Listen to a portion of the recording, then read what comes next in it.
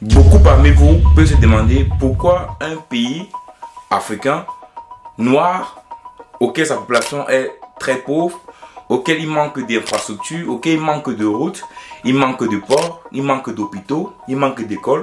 Pourquoi un pays africain qui n'a pas toutes ces commodités-là, qui n'a pas toutes ces infrastructures-là, décide un matin d'organiser une Coupe d'Afrique des Nations de football?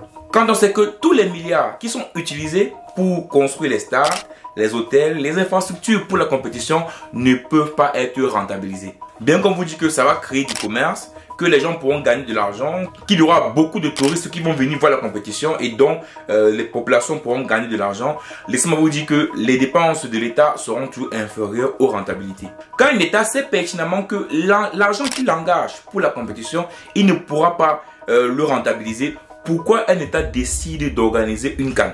La 34e édition de la Coupe d'Afrique des Nations va se passer en Côte d'Ivoire. La Côte d'Ivoire est l'heureux élu de cette compétition pour cette année. Mais on peut se demander pourquoi est-ce que la Côte d'Ivoire, qui est comme le Cameroun, qui est comme beaucoup de pays en Afrique francophone, manque d'infrastructures, manque de routes, manque d'hôpitaux, manque d'écoles, pourquoi est-ce qu'ils ne prennent pas cet argent-là pour pouvoir développer les infrastructures dans le pays, mais ils prennent cet argent pour le mettre dans des stades de football? Alors qu'on sait pertinemment que tous ces stades de football flambant neufs ne seront pas utilisés après la CAN. Parce que beaucoup d'équipes dans nos pays n'ont pas la capacité de pouvoir organiser des matchs de football dans un stade de 40 000 places, 60 000 places, jusqu'à remplir le stade. C'est encore difficile. Qu'est-ce qu'un pays pauvre gagne en organisant une Coupe d'Afrique des Nations? On en parle juste après le générique.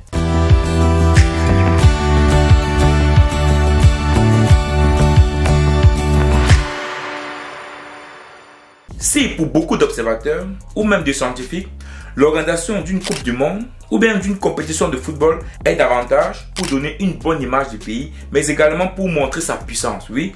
Parce que organiser une compétition de football, c'est d'abord pour montrer sa puissance, pour montrer que voilà, je suis la Russie, voilà ce que je peux faire. Je suis le Qatar, voilà ce que je peux faire. Je suis la France, voilà ce que je peux faire. Donc organiser d'abord une compétition, c'est d'abord de véhiculer sa puissance. C'est de montrer que je suis puissant. Mais en Afrique, il faut le dire clairement ici, on ne peut pas dire que la Côte d'Ivoire organise la CAN parce qu'il veut montrer leur puissance en Afrique.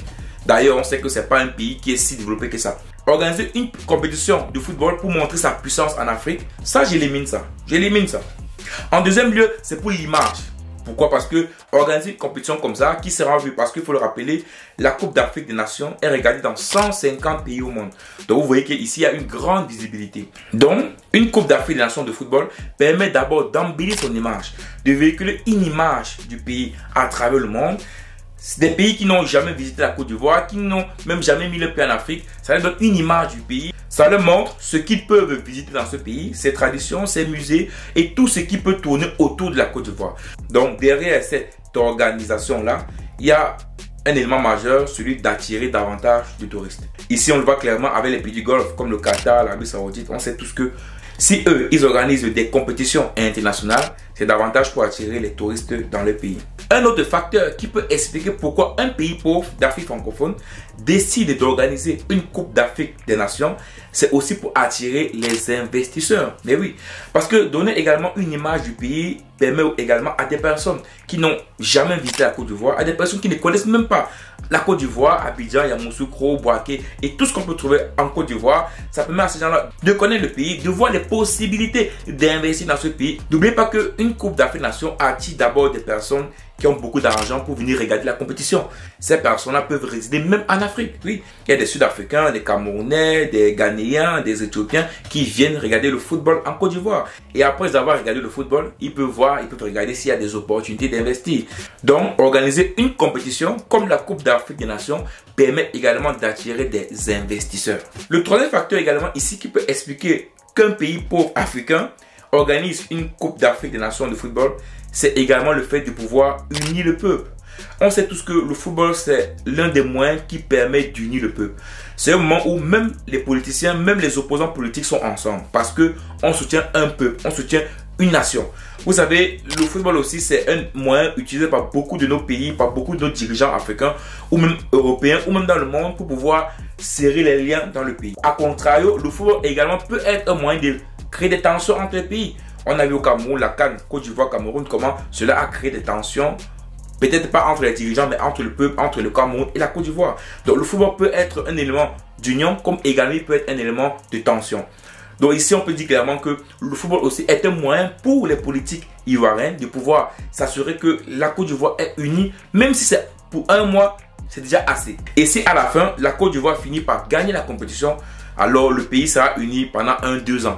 Et il y aura la stabilité, il y aura la paix. Donc le football également, c'est un moyen d'instaurer ça. La paix, la stabilité. Et on sait tous que la Côte d'Ivoire est passée par des moments très très difficiles, que ce soit en 2000, que ce soit en 2011. Donc cette compétition-là sera un moyen pour eux de vraiment, c'est pas s'unir et vraiment d'essayer d'oublier ça. Vraiment d'essayer d'oublier les rancœurs, de se pardonner et vraiment d'avoir une vraie cohésion nationale. Si un pays décide d'organiser la Coupe d'Afrique des Nations de football, c'est d'abord pour son image, pour attirer davantage de touristes, également pour attirer davantage d'investisseurs, mais également pour mettre en place une certaine cohésion nationale, une certaine union nationale.